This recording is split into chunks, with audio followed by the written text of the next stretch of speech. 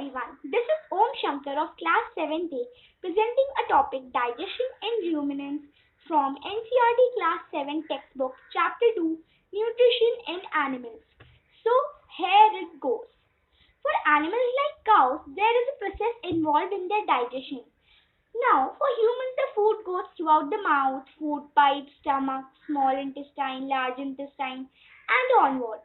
But it's just a little bit different for the ruminants. Animals like cows, buffaloes, bulls, deers perform this process. You may have seen cows always chewing away to glory forever and ever. And sometimes they don't even have any food near them.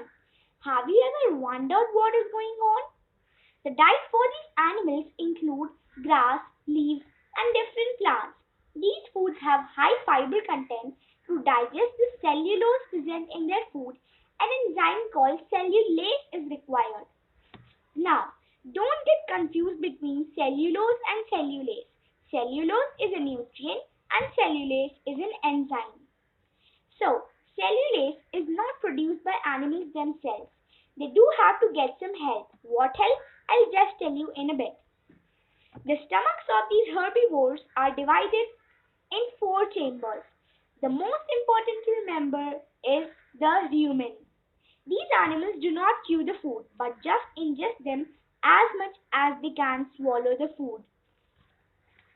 This is an adaptation because these animals have evolved to spend as little time as possible feeding so that they are not hunted or killed by any predators while they are eating.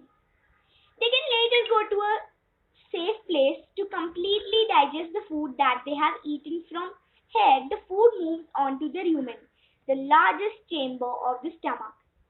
The food is stored here for a while and only partially digested, mostly when the animal is at rest.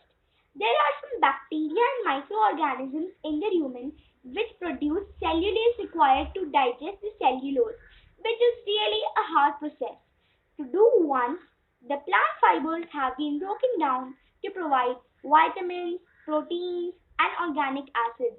Like in our body, they are broken into amino acids, fatty acids, glycerol, simple sugars.